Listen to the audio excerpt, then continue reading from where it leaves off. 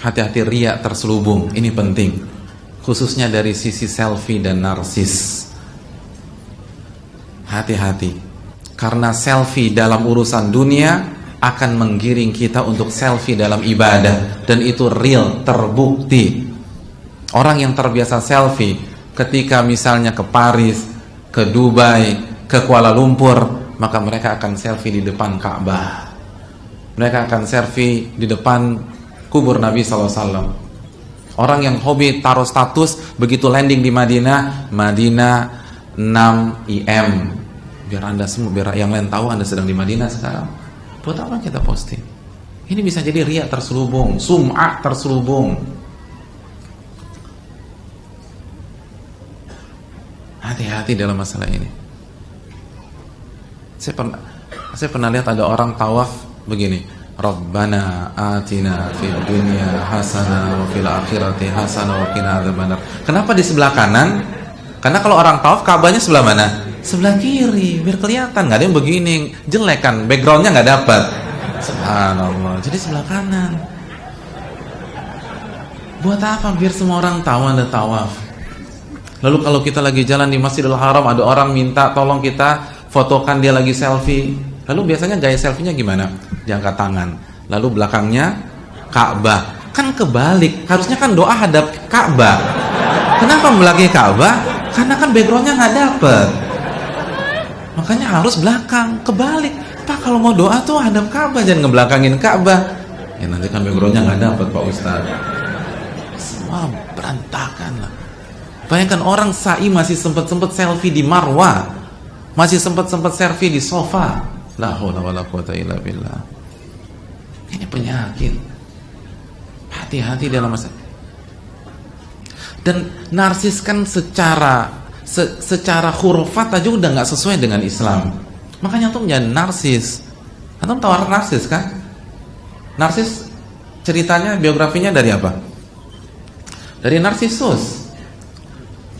Seorang laki-laki tampan luar biasa, blasteran manusia dan dewa. Dan dia terpukau dengan ketampanannya. Dan dia adalah idolanya para peri-peri pada saat itu.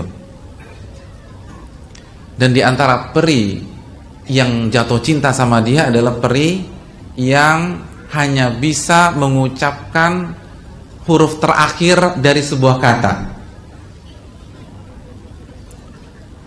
Ini peri fans berat sama Narsisus, kemana-mana diikutin. Tapi karena dia ganteng dan tampan, dia sok jual mahal, dia usir si peri tersebut. Sampai si peri patah hati. Dan itu dilihat oleh Dewi Cinta. Siapa Dewi Cinta? Aphrodite. Masya Allah. Tahu ya? Kalau malaikat penjaga surga siapa? Lupa. Tapi kalau Dewi Cinta tahu lah.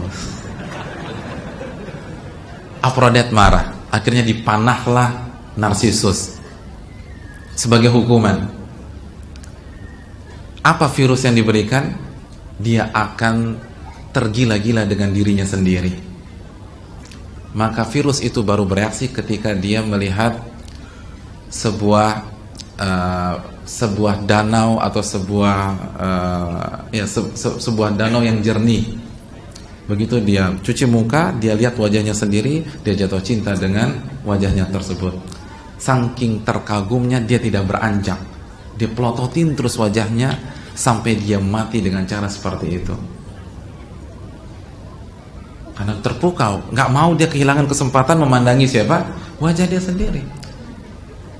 Lalu semua penghuni hutan iri dengan si danau. Akhirnya tanya, danau, apa perasaan anda ketika di depan mata anda ada orang yang paling ganteng di dunia? Kata danau, saya nggak tahu, karena saya sibuk mengagumi diri saya melalui pantulan mata Narsisus. Jadi Narsisus menggunakan danau untuk mengagumi dirinya, danau menggunakan Narsisus pantulan matanya untuk mengagumi dirinya. Itulah awal mula dari narsis. Nggak sesuai banget dengan Islam. Karena Islam tidak mengajak kita terpukau dengan diri kita. Apa firman Allah Subhanahu wa taala? Tilkad darul akhirah naj'aluha lilladzina la yuriduna 'uluwan fil ard. Akhirat, surga, Allah persiapkan untuk orang-orang yang tidak ingin show off di dunia, tidak ingin tampil di dunia. Silakan baca buku tafsirnya. Sebagian contoh yang dibawakan para ulama, barang siapa yang pakai sendal dan dia berharap dan dia punya motif sendalnya lebih bagus daripada orang lain, maka dia terancam tidak masuk surga. Ini budaya merusak